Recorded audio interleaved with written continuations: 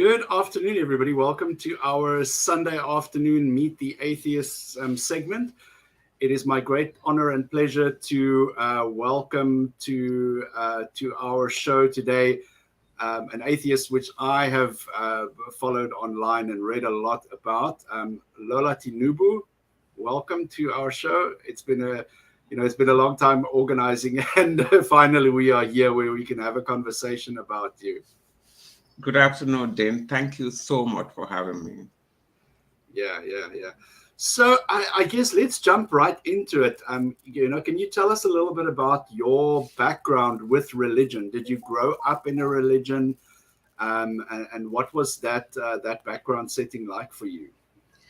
Yes, I was born and raised by Seventh-day Adventist parents. I don't know if you remember David Koresh. The They are cult. hardcore, yeah. They're very hardcore. Um, that's my background. Right. So I was raised in Nigeria, actually, and my grandfather was one of the earliest converts to the religion, and then my father was an elder. And yes, that's my background. I grew up. It was in my. I don't know whether it is still the case today, but when I was growing up, we were sort of like um, separated from the world, so to say. Right. Um, Right. I grew up on a school campus, a 7-day Adventist school environment. So we were like sheltered from the world. And Mm. if not because of what happened at the time, there was a military coup that stopped religion at that time from running schools and hospitals. We were sort of, I remember the language that was used at the time, that we were thrown into the world because we had to live amongst others. Yeah, Yeah. my background. It's very interesting that you mentioned this because I've recently been reading up a lot on cult mentality, and that is one of the ways that people control groups of people is by isolating them from external influences. So there's so many aspects of religion that has cult-like elements. Yeah. It's a very interesting Well, subject. in my case, it was a bit too difficult to isolate. We were not too isolated, but we were sheltered, you Yeah, know, yeah, yeah, yeah. from the world. But maybe I'm being kind. But there's many different forms of isolation. There is the obvious physical isolation of a person, but then there's also this very subtle ways that people isolate your mind You are and absolutely. and isolate your exposure to I certain agree. things in the world. So You are right. Yeah. um, what was your personal journey of deconversion like from religion? Well, what was the seed that grew into this big tree? Was it did you just one day like at a snap realize, oh, this is all nonsense, or was it a gradual process of unpacking and letting go? And I what was remember one moment. There was one moment, but before then, I think I had years that led up to that moment. yeah I think if when I think back up, about it, I realized that it started when I was young, really, mm, because where I grew up was a village in Nigeria, Ede. The village still to today is, I think, predominantly Muslims, mm, maybe at least 95% of them. And then we were on this school campus, at the edge of the town at the time. right. And I was, raised that if you were not a Seventh-day Adventist, in fact, they called us the remnant. The remnant meaning that we were the one that Christ was coming back for, that we were special. Right, And right. we were the true religion. Everybody else was wrong. Um, and I used to wonder at the time, because the people in the village, it was a village at the time, but it's become a big town now. At the time, they were nice, they were accommodating to us. Even as a child, I recognized that. And I used to wonder, why were we better than these people? But I didn't have the answer, and I grew up, continued with the religion. Yeah. And when I was a teenager, I think about 15, 16, that question did not leave me. And I wanted to learn about other religions. So I started reading about Islam, and I Yeah. started learning about Eastern religion as well, Western philosophy, Buddhism, and Kanka, anything I could lay my hands on. I wanted to know why my religion was the true religion. Yeah. And I didn't have the answer, Mm. but I was willing to continue, being a Christian, being an Adventist. And then when I came to the UK, I left the Adventist church for stupid reasons, really, because in my time, they didn't allow us to wear jewelry or wear makeup. And Mm. I couldn't reconcile why. So I joined the Pentecostal movement that was like lively, and I went along. Yes, it was They crazy. get down, eh? It was crazy, but it met something in me. Like, I'm a passionate person. It brought out all the Mm. craziness in me that, so I could marry my craziness with religion. That was fun. And I even got to the point of becoming a street preacher in London. It's crazy. Yeah. But coming to how I became an atheist, it's it's irony. It was through my dad. My dad loved science, and particularly was obsessed with astronomy. Since I was young, he would talk about, this nebula, all sorts of things. I Yeah. just couldn't understand him, and I wasn't paying any attention. So he came to visit me in England, and he will watch his documentaries, science documentaries. And if he knew, he would have left me alone.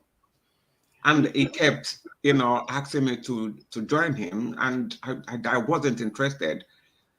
And then one day I reluctantly sat down and I watched a documentary with him. Unfortunately, it was about Big Bang, you know.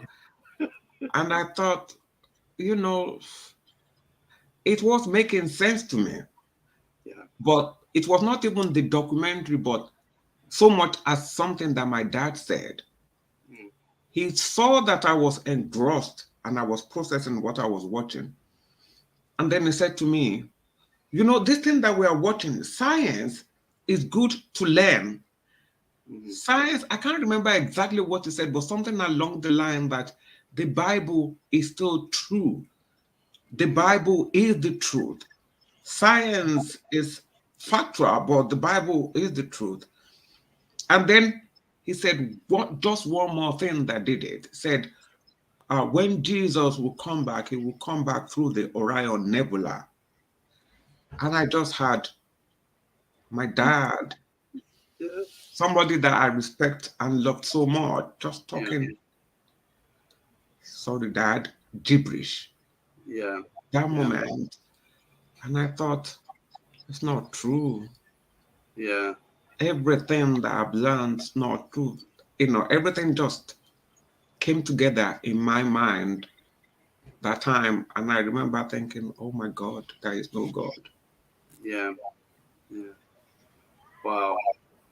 But this is the funny thing is because I'm reflecting on my own journey as well, and it's we have people in our lives that are in positions of authority and in positions of power over us that we as young people growing up we trust them implicitly, and we don't realize that they are also fallible human beings. Like they also have cognitive biases. They believe things for very bad reasons. And it's funny when you you know, the way that you reflect on this journey with your father. It for me it was the same. You know, it's what's that story in the Bible where they notice that somebody has feet of clay. Yeah. Is it Daniel and Revelation? I think so. It's been so long since I've cracked the Bible open. I feel very stupid talking about the Bible.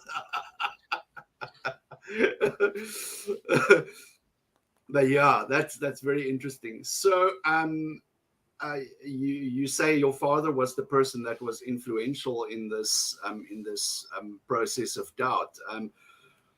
Well, let's talk a little bit. Let's shift focus a little bit and talk about activism, because I know that you are involved in. You've got many different irons in the fire. So, you know, talk to us a little bit about activism and why you feel that activism is important in this sphere. You know, we have a uniquely African perspective. Being from South Africa, we know the harm and you know, the way that religion blocks us from progressing as a society. Maybe you can give your insight on that as well for us. Um, for me, I think um, for me, right from the beginning, the reason I'm an atheist is because the Bible is not true. Yeah. I remember after watching that documentary, I went back to the Bible. And for years, because I still want to be familiar with the Bible, Mm, because I'm from that community, you know, people ask me a lot of questions. People think you're an atheist because you haven't read the Bible, because you don't know the Bible. So, but I struggled. And, you know, just reading Genesis chapter 1 alone about creation just, you know, makes the whole Bible fall apart for me. So it's about what is true, mm, what is true, what is factual. And I always say, you know, people have been believing, you know, in the creator, in God. You know, they've had different religions, whether the conventional ones nowadays or the African spirituality, all of that. People have had this sense that, you know, maybe there is a creator or something out there looking after them.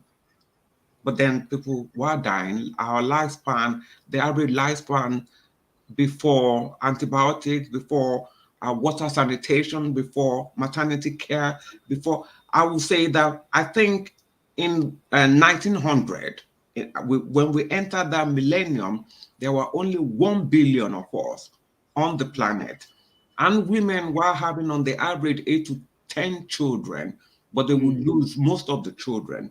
So yeah. 1 billion, since the inception of humanity, 1 billion entered 1900. And between 1900, before by the end of that, there were over 7 billion of us. It's not due to God. God Yeah. was not interested in us having a healthy life, not interested in us living long, not interested in us enjoying our life. We were riddled with diseases. You know, nature was not particularly our friend, not our foe, not our Mm, friend. What has given us life is knowledge, mm, you know, having the fact, understanding our environment, understanding nature, investigation, you know, discovering agriculture, how to do things effectively, maternity care, antibiotics. So for that truth, and for us, we can enjoy this planet. It's a rough place to be. It's a rough place to be. But we can make better of it. We can enjoy it more from knowledge, from mm, living in truth, and from mm, living with fact and confronting and accepting. You know, mm, the fantasy from religion is comforting sometimes for some people, you know, it's comforting, the promises, you know, all that has done nothing for humanity. So why are we wasting time? And I'm an African, you know, and as you say, you know, as an African, as a fellow African, we see that, I mean no disrespect. Mm, I'm coming from, and I'm sure you too, I'm coming from a place of, there is no place. I love England. I love England. But mm, I love Africa. I cannot but be biased because that's where I am from. mm, mm, So I'm talking from a place of love, and I'm mm, coming from a place of passion. I'm coming from a place that desires more for Africa. mm, mm. I don't think religion does anything for us. This is why this is what is fueling my passion for activism, for going out there, talking and engaging to people, with people that let us just confront, let's leave these false promises from Yeah. religion. We need to outgrow it. It's doing nothing for us. It's doing Mm, nothing for us. yeah. No, I agree.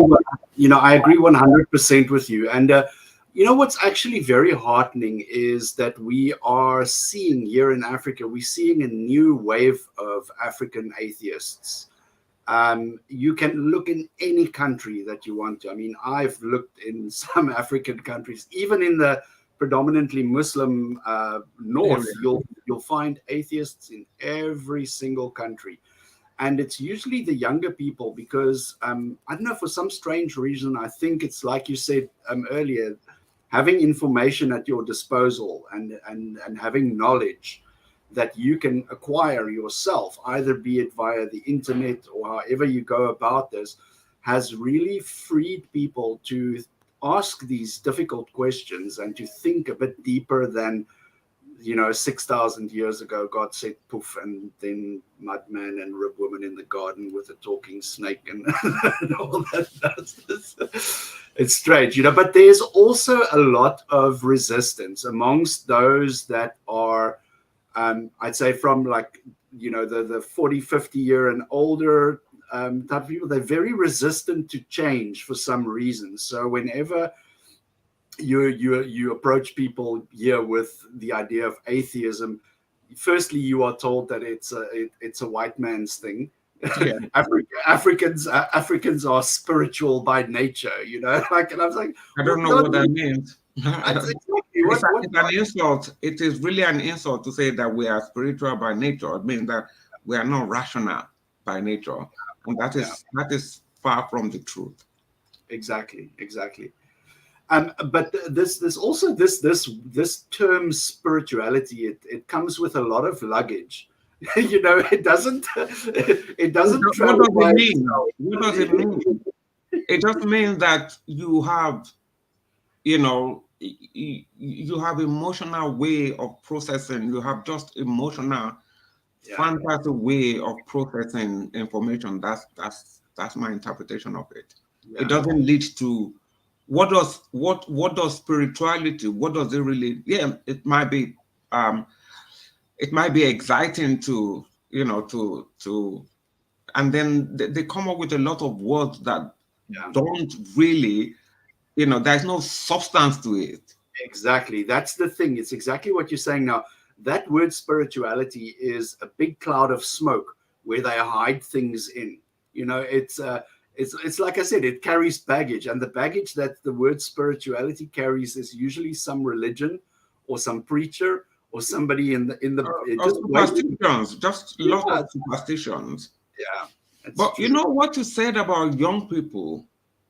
Mm, I'm cautious about it, and I'll tell you why. When wow. I was in Nigeria in my university days, we had free thinking. It has Yeah, always been like that.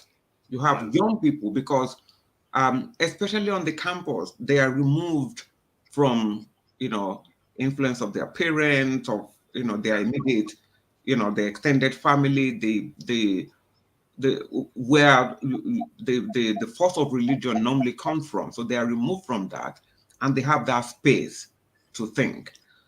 And it's not just that, they start, the journey of free thinking. And not only that, they look at the power, the politics in the country as well, and then they challenge that as well. But as soon as people leave university, and then they need to get a job, and they need to fit into the society. They are going back under the I just came back from Nigeria, and that's what I heard when I was in Nigeria, that young people are rebelling. They are questioning what is happening in, all this religiosity. The intensity in Nigeria is on another level. It's And young true. people are, yeah, young people are questioning it, rightly so. But then what I found in Nigeria, and we're actually going to do a podcast this week to discuss that, because I was feeling really overwhelmed and thinking, where is the space for free thinking in this country, especially religion? They are in charge of education. They are providing education, health, jobs. Religion is massive employers of people, massive of, provider, massive provider of welfare services. Because the government are not doing their job, Yeah. they relinquished responsibility to religious establishments. Mm. And when it comes to survivor comes first. So when these young people, when they leave university, when they need to survive, that's where the test comes in. Yeah. And I just hope, because I have to hope that there will be a generation that will, wake up in Africa and let go and move forward. There has to be a generation.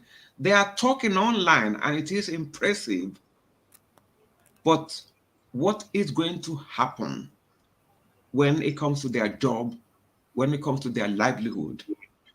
That is, my generation, you know, we had a lot of free thinkers. It didn't happen. I was not one of them, but I saw them when I was in university. We had lecturers that were free thinkers and that would talk about these things. And we had students that were, impressed and will talk all the free thinking talk.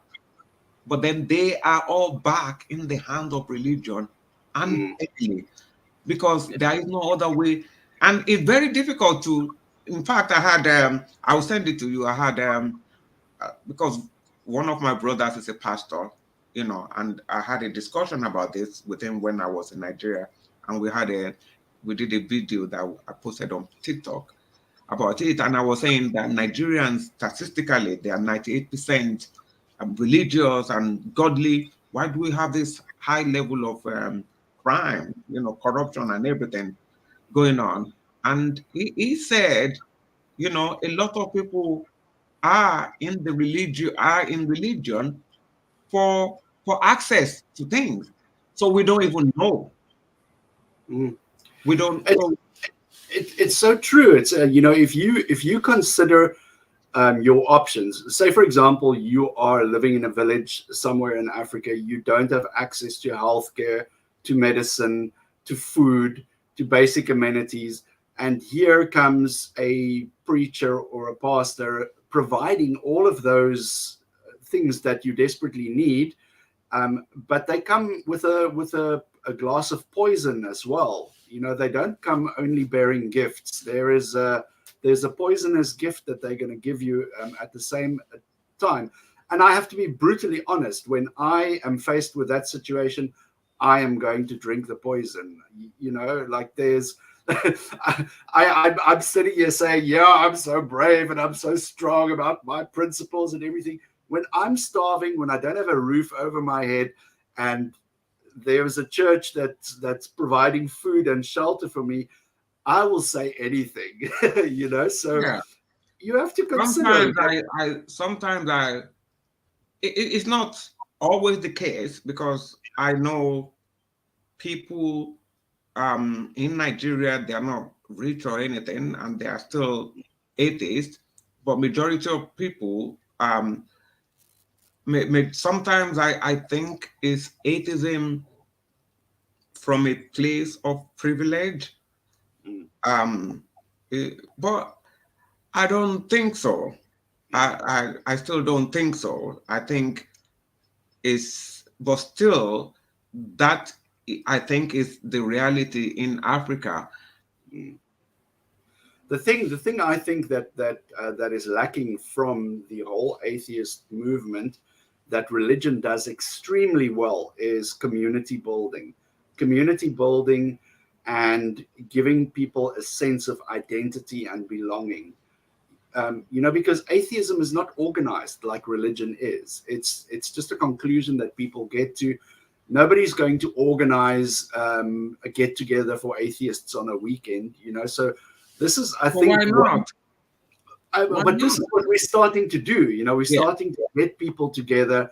We're collaborating them in groups, and just have a shared life experience and a shared passion, and that's the type of community building that we're trying to do. And this is something that we can really learn from religion.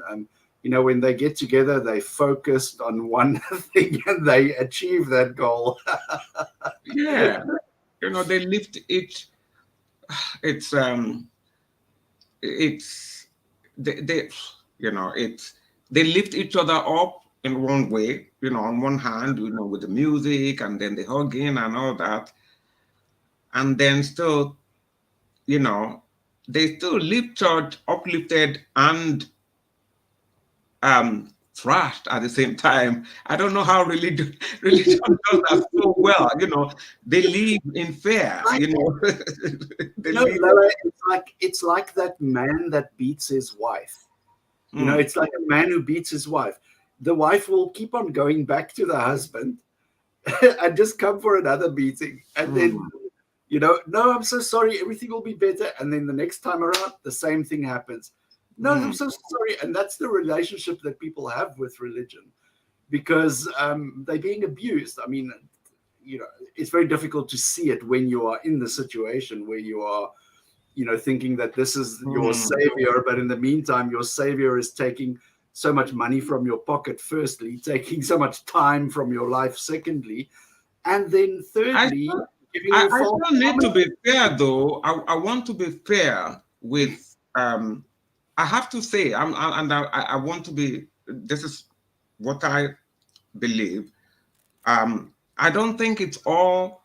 A lot of the Pentecostal churches are, you know, being abusive, being exploitative. It's a real mess.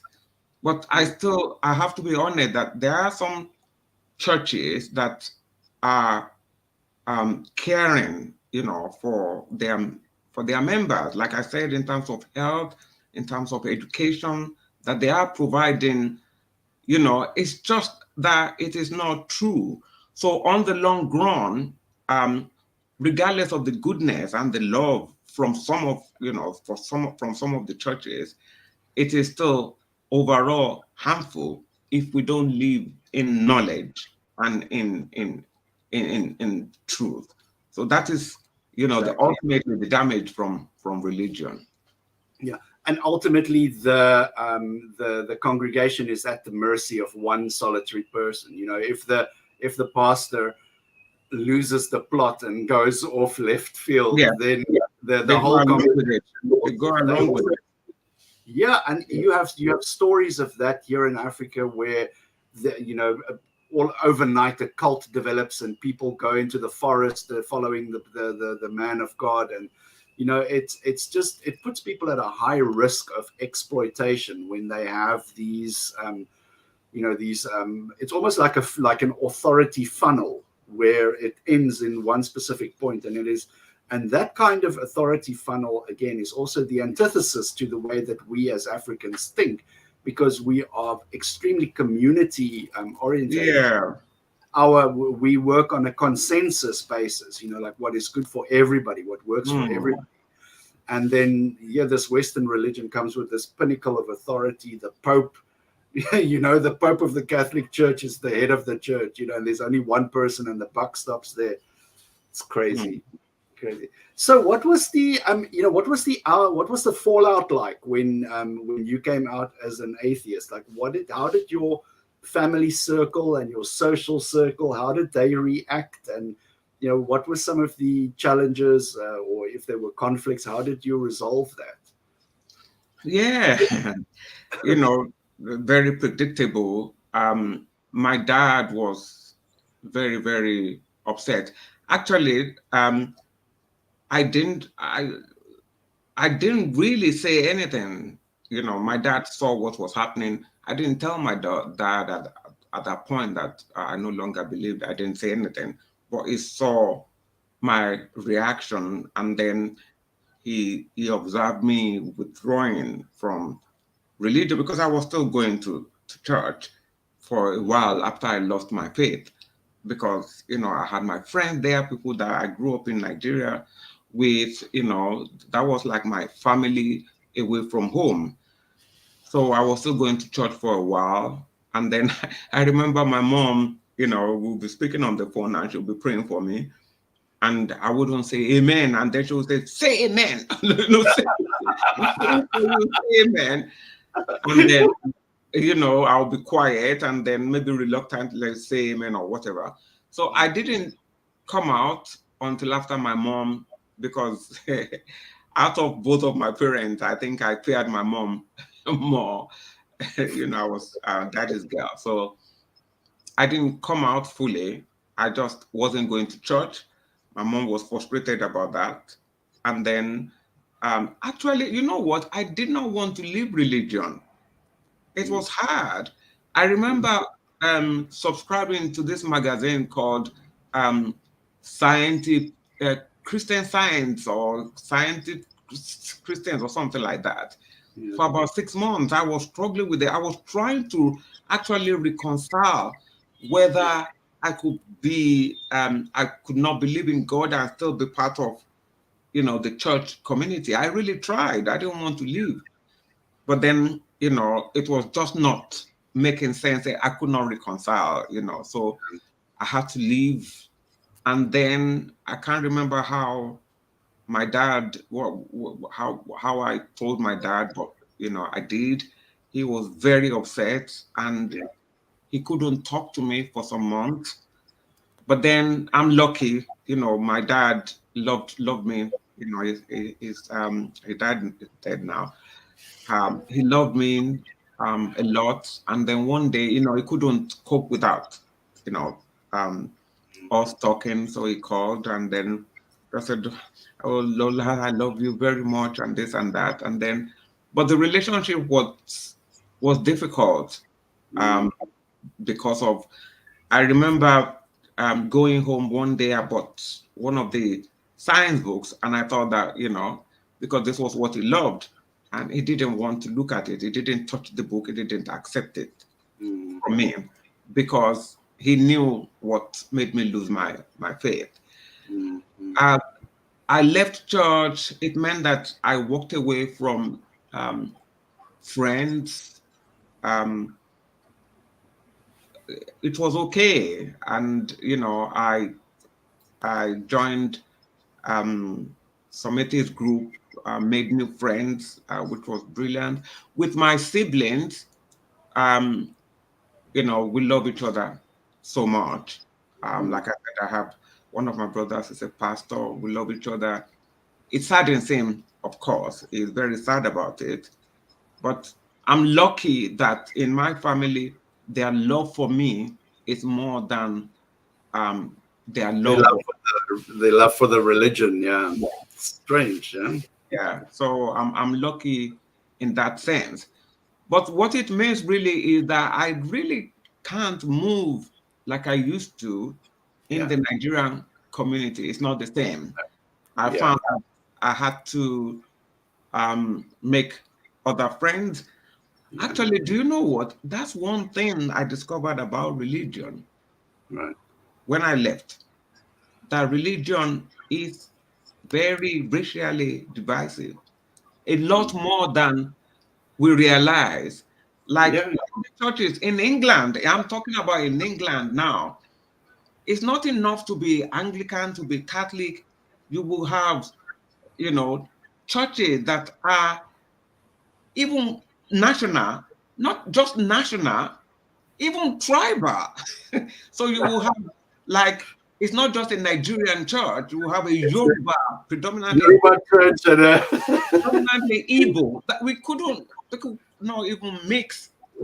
Whereas as an atheist, I've got friends. It just opened my life yeah, to the world. I now have friends from everywhere, yeah, and that's one thing that I found, is bizarre, that they yeah, preach love. But when they say love your neighbor as themselves, they just mean love your tribe, yeah. not just your tribe. What's that thing they write at the bottom of a contract? Terms and conditions apply. Yeah. Oh, that's It's mental. crazy. That's crazy. But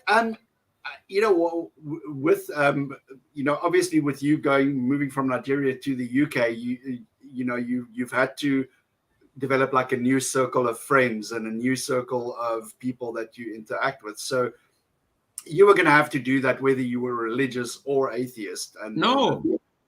If you are religious, the it's first thing that easier. most of us did when we came was to look for a church, Yeah, yeah, So, and then you made your friends mainly in church. The people that you are closest to will be people from church. right, And right. for some, like I said, the church are tribal. So you just find yourself mingling, you're away from your country, and then you find yourself living your village away from your country. Yeah, this is the comment of the day. Our This is tribes are big. Absolutely. yeah, Absolutely. Absolutely. it's true. So, let's talk a little bit about, when we are in religions, we tend to view the world with those blinkers on. So, it's a very common story in our communities here that when people leave religion, they give themselves the freedom to explore different aspects of life that they previously wouldn't have thought about. Did you experience the same kind of inner revolution when you left religion? Was there any big shifts in the way that you viewed the world or your outlook on life? Yeah, I'm trying not to generalize. Maybe I'm just going to say me. This is about me. Yeah, Maybe not all religious people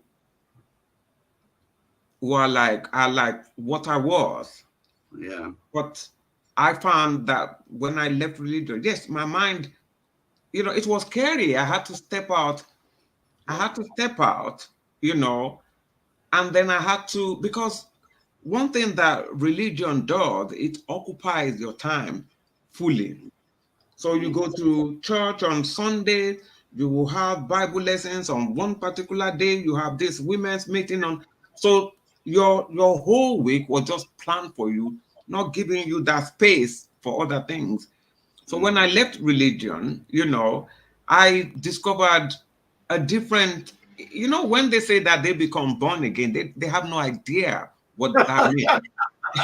When you leave religion, when you become an atheist, that is the real born again. rebirth. You Yeah, know, it's really a rebirth. my Yeah, love for science, there was room for me to, to explore, to learn. And then I was traveling excursions to learn everything that I didn't can you believe it? I think I had I had 2 degrees already when I became an atheist. But I was an illiterate. I found that I knew nothing.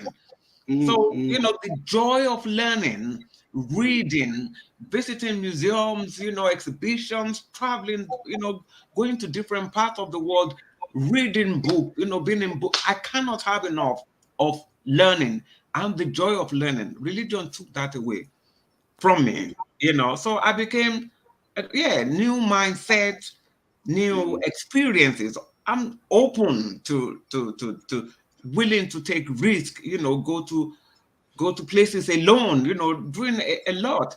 It's sometimes I say to people, just try it. Try. being godless. If there is a God, God will allow you that 1 year sabbatical. Yeah, yeah, it's true. The funny thing is, you ask. I always, when I'm in conversation with believers, I will ask them to describe to me the difference between the world without a God and the world with a God. You know, they struggle to do it because they can't say how the world will be different with a God and with a God without a God, because everything that God does is outside of the world. It doesn't happen in the world. you know so they said, well, it's a heaven after you die. And I'm saying, I'm talking about the world here now today. Mm. Yeah, It's it's fair. It is yeah, fair. You know, it's like just text this God, like, okay, God, I need a break from you. Just 1 year and just try it yeah, and see how free, when we talk about freedom, yeah, what ooh, freedom really means, yeah. number, and we will save money as Guilt, well. Spend that money. guilt. First of all, the Guilt, guilt, yeah, shame, the shame of who you yeah, are, the shame, shame, the shame of your body, the shame of your nature, because everything. we are told that we are sinful, that we are unworthy, that we are, we are like dirt under the feet of God. And what does this teach us? It teaches us to be subservient. It teaches us to be in service of, rather than be in command of our own Mm, lives. It's extremely liberating, and it's authentic. That's the thing that I really, really like about this moving away from religion journey, is that it gives you the space to be authentic, to stand in your own truth, and to express your mind as it is. It's not that your mind is being conditioned by a book that's read by an old man in a church on Sundays, and you have to follow that. You don't have that conditioning and programming anymore. So it gives you a lot of space to breathe, and to yeah. think deeply about things. And What we you don't say, have anyone, we don't have, somebody joked one day, a friend said, oh, Richard Dawkins is your prophet. We don't have any authority, no human authority over, you are just your own, you have the authority of what to choose to believe or not to believe. How freeing. exactly. So that's why I put here as my subtag. I put the Pope of atheism. you know, Yes. it's poking because I'm poking fun at them. Where do you have the people always saying, like, so who is the mayor? Who is the atheist in charge? Okay, now I know the atheist in charge now is Dean. No, no, no, no, no, no.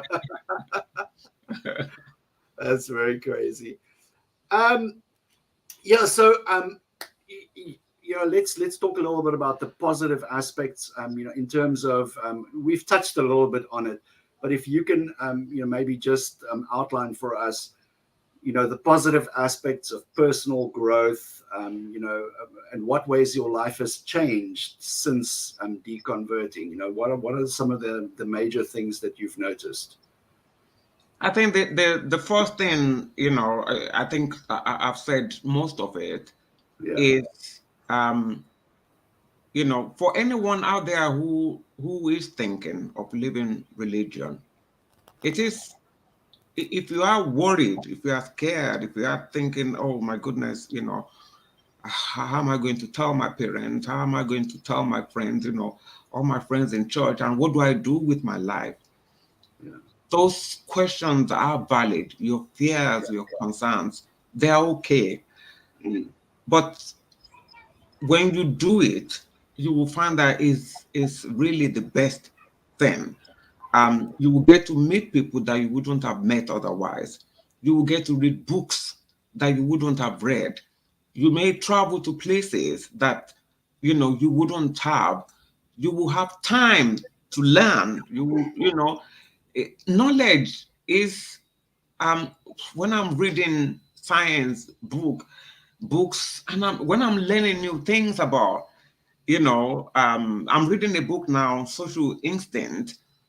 I just think, oh my goodness, I would not have known this in my religious days. There's nothing more exciting than knowledge. Sometimes there isn't anything more exciting sometimes than meeting new people, from diverse background and learning from, you know, different people. And also you save money. you, you save a lot of money and you can look after yourself, pamper yourself.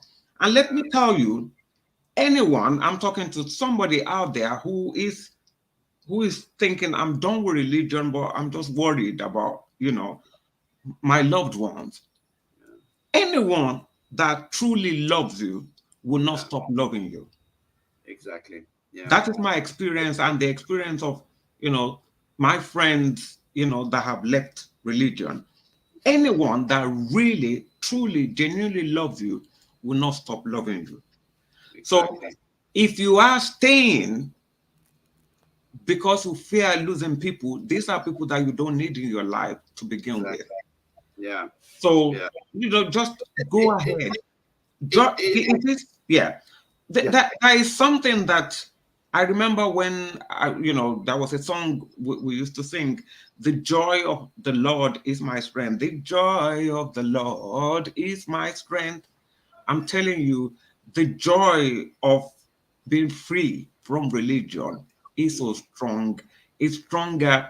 It's fake strength in religion. I'm sorry, it's fake strength. You know, outside of religion is where you find your true strength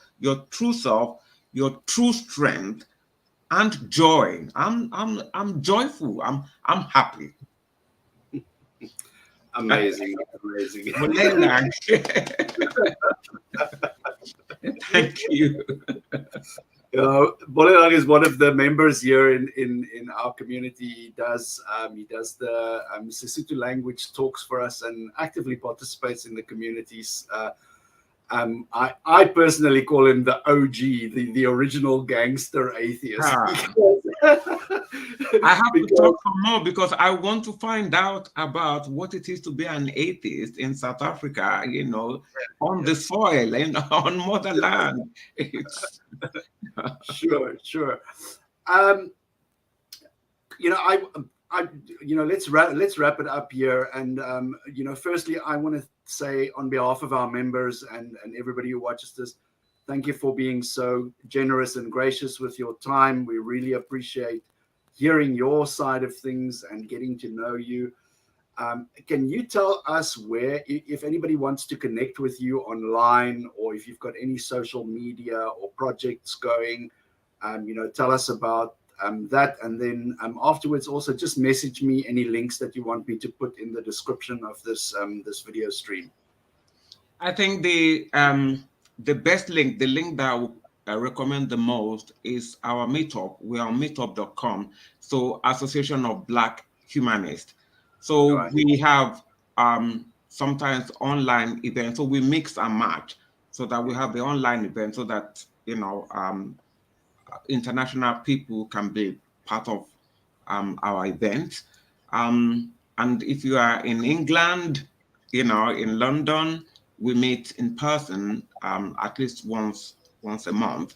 I'm on Facebook. I've not been active on Facebook. I'm trying to come back to Yeah. being active like I used to. I'm a little bit on TikTok, but mainly, it's the meetup.com. Yeah. um, and I'm not just a member of Association of Black Humanists, I'm also a member of Central London Humanists, and we have a podcast now. So I think I'll put the link to the podcast on my Yeah. Facebook. Yeah. Yeah. Yeah. That is amazing. And like I said, I'm always so happy to meet fellow African atheists.